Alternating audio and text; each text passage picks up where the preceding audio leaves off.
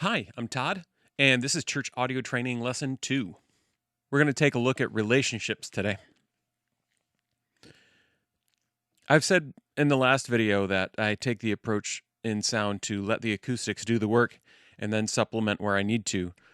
And I've got kind of the same approach to relationships. And along those lines, the purpose of a sound engineer is to not be noticed. You know, you can be appreciated by other people who are like, oh yeah, sound, check that out. You're doing great. But for the most part, most of the public, most of the congregation, they're not even going to notice you're there most days. And that's the goal. Because if they notice you, then there's a problem. It's like somebody that's coming to serve you food. The more you notice them, there's more of a problem. What if they're like really fun? That's a good time. Okay, so you can be the fun sound engineer, but not in the middle of the service. That's not helpful. Ultimately, we as Christians have been called to be servants. Jesus models that for us and calls us to it, to serve others as He has served us. I'll put a couple of scripture references on the screen here.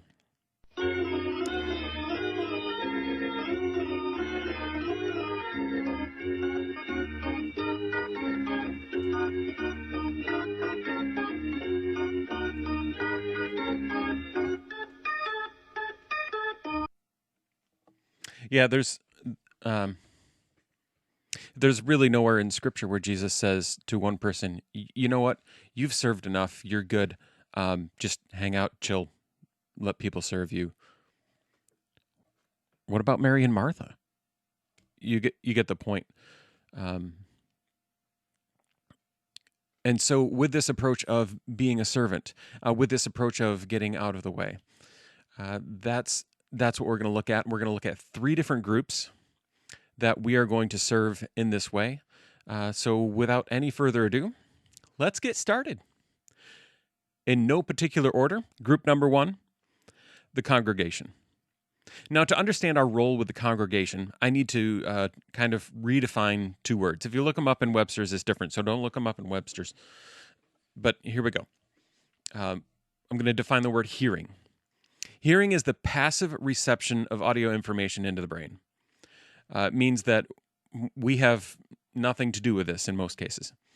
A sound happens, our brain receives the information. This is hearing. And the other word is listening. Listening is the active processing of that audio information that's come into the brain. So here we go. So for hearing, I really enjoy John Cage.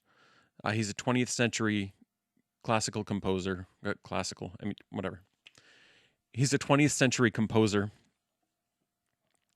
and he composed a piece called 4 minutes and 33 seconds. For this piece of music, the musician comes out on stage with their instrument, sits down, and has prescribed times to turn the page. They never play a single note on that instrument. And the concept is that the sound that is happening all around them is the music. Some of you, I'm sure, are like bristling, like, ew, that's terrible. But check out the backstory for this is great. He went into an anechoic chamber, a room of complete silence, just for the experience. He had this opportunity, and the people that were there, that were using it, that allowed him to come in, had to answer some questions when he came out. When he was in there, he didn't hear silence. He heard something. And he came out and he said, "What's going on? How can I hear anything? I thought this thing was supposed to be silent. You guys wasted all your money." They said, "Well, what you heard was that pulsing sound was your circulatory system. You can hear your blood flowing through your veins. And then there's another high-pitched tone that you hear that is your nervous system. You can hear your circulatory system and your nervous system all the time. You just don't realize that they're there." And he realized then that silence is really a concept. We're always hearing something, passively receiving auditory information into the brain, but we just choose to ignore it. You mean like you can always see the end of your nose, but you choose to ignore it? Uh, yeah, but now everybody's thinking about their nose. Sorry about that. Okay, so that's hearing. Listening. Now, I recently went for a hike with my kids, and there was a sign on the way in that said, "Rattlesnakes are in this area." You better believe I was actively listening for most of that hike to see if I could hear a rattle and run as soon as I heard it. I was listening for that. I was actively processing that auditory information, and it would evoke an immediate response on my part. So that's listening, hearing and listening. So, with hearing and listening in mind, we need to allow the congregation to listen as much as possible. This is us getting out of the way. There's a lot of distractions that can happen that will divert people from listening to the sermon or whatever is going on to listening to something else. Feedback is a huge one. And not even just one moment of blaring feedback, but that subtle feedback, just a little bit of ring that some people can hear and other people can't, like, with hearing aids and stuff. That just subtle bit of ring that some people can hear will distract them through the entire sermon. Other things that can distract people from being able to listen would be the volume. If there's not enough volume, people are straining just to even understand what's going on. This goes along with intelligibility too. If the EQs aren't quite right and they can't quite understand, what did he actually say there? What was she trying to talk about? I missed that just a little bit. Also, too loud. If it's so loud that it's blaring, that it's causing people pain, they're going to be distracted. They're not going to be able to listen. Consistency. If people can't trust you to just set it well and leave it alone, they're going to be constantly thinking, "Oh, is the sound person about to move a dial?" And that's another thing. Just something that'll happen in the back of their mind. Now, there's other distractions that we don't have any control over. Distractions like, it's a really nice day out and I just want to look out the window. Other distractions like, oh, there goes the 1030 tractor. That's my church. We don't have a regular 1030 tractor, but we have a lot of tractors. We're in a cornfield. It's great. What about a bat in the belfry? Yeah, we can't control that, but hey, it happens. And I tell you what, even if you're in a Baptist church where nobody dances, some people get to moving pretty quick when there's a bat in the room.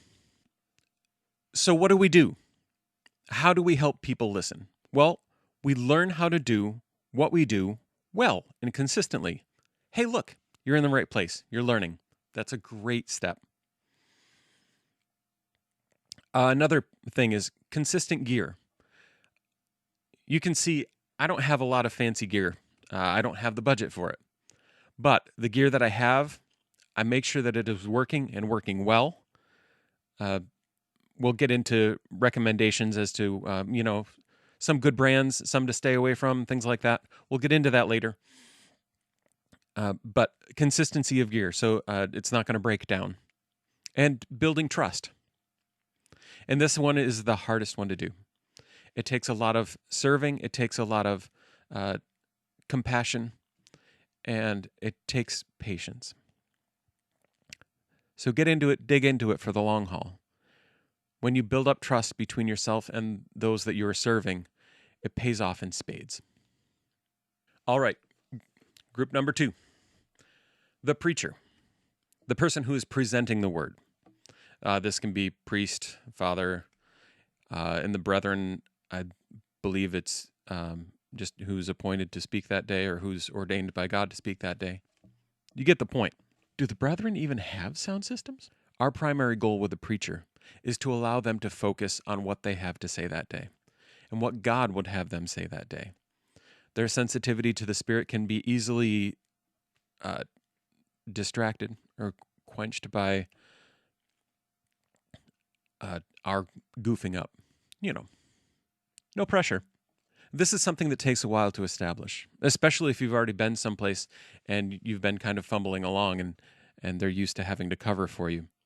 As you learn, as you develop new habits, as you change your orientation to serve them better, help them along. Help them to understand that you're working through these things and they can trust you even more. Something that I prefer to do when I run sound is mute wireless microphones myself. And just this way, the pastors don't have to worry about it. I don't have to stop them at the beginning of a sermon and say, hey, you forgot to undo the mute switch or something like that. It takes a while, but as soon as the preacher can trust you to unmute that, it's one less thing that they have to worry about, one less thing that they have to concern themselves with. All they're doing is wearing a microphone. But they actually have to be able to trust you not only to unmute it before they're about to speak, but to mute it after they're done. You don't want them leaving a room and going off to get a drink and all that comes through the sound system. That's not good. And the recording system as well. Whoops. Did you do that? I might have done that. But it gives them one less thing that they have to think about. Also, and this goes back to in the congregation, you've got feedback, you've got other issues like static over a wireless microphone that might come and go. These are things that are avoidable with better equipment, with better antennas and things like that. But if a preacher doesn't have to think about, is that going to happen? Is that going to come in? Then they're able to just concentrate on what they have to say and let it be said. All right, group number 3, the musicians, also artists, so dramatists, people that are presenting their craft for the sake of leading in worship and aiding in worship. I don't know how many of you are out there are guitarists, specifically electric guitarists, but they tend to spend a lot of time carefully crafting the tone of their guitar.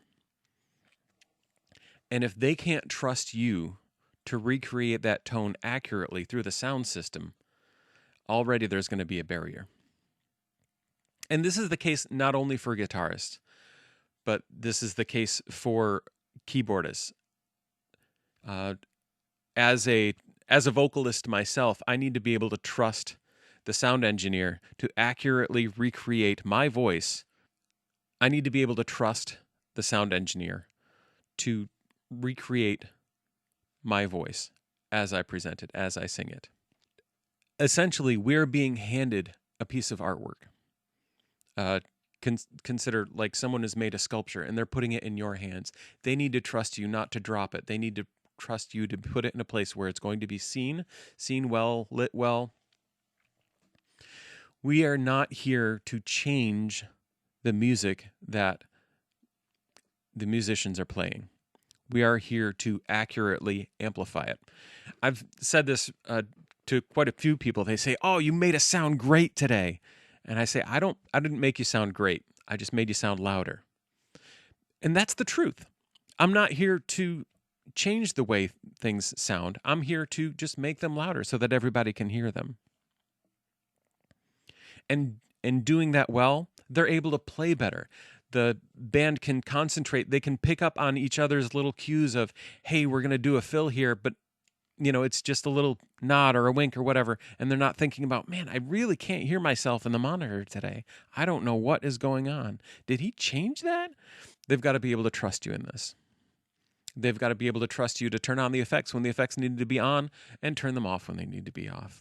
All of these things, if the musicians have to think about them, they aren't going to be able to lead worship as well as they could if they didn't have to think about them. And the same goes for dramatists. People, if they're coming to do a theatrical presentation and have words to say, they need to know that people are going to hear what they have to say and not even have to think about it. Now, I know this is a church audio training that we're specifically doing, but this applies across the board for any musician. It doesn't matter if you're in a bar or in a in a stadium, the musicians need to be able to concentrate on their music and trust you to handle it well and give them what they need when they need it. We need to be trusted. And trust is not going to just be given. We need to earn that trust. And we need to earn it over time. The more people trust us, the more they're able to fully engage in church, in these services, and focus on God. And that's what we all want. As they trust us more, our job gets easier and easier, and we're able to worship in the midst of a service. There are times when you're going to have to say, can we just take a moment to do this sound check? You're going to have to push back a little bit. Please do it gently. Unless that doesn't work, and then just please do it gently. I've been in a few situations where I've seen sound engineers that say, this board is mine. I know how to do this. I know how to handle this. Just get out of my way and let me do my job. That's not earning them any trust. On the other hand, the people that are there need to know that you're taking your craft seriously. When you look at it, the soundboard is our instrument. We need to take time to practice with it. We need to take time to get used to it, to learn its quirks, to learn every facet about it. We need to practice with our soundboards just as a musician practices with their instrument. That means going to rehearsal times. That means asking them for some of that time during the rehearsal time to tweak some things. You have to ask them permission to fiddle with those knobs that are above the faders. For those of you who aren't on analog boards, that's pretty much all of the EQ and things like that. And as they see you taking this seriously, as they all see you learning and growing more and more, they're going to appreciate you. They're going to trust you more. You're in the right place. You're on the right track. Keep on working and getting better. In the next lesson, we're going to be talking about gear. We'll start talking about microphones, how they work, how to pick a good one. We'll see you then. That's it. We'll see you then. Yeah, that's all I got.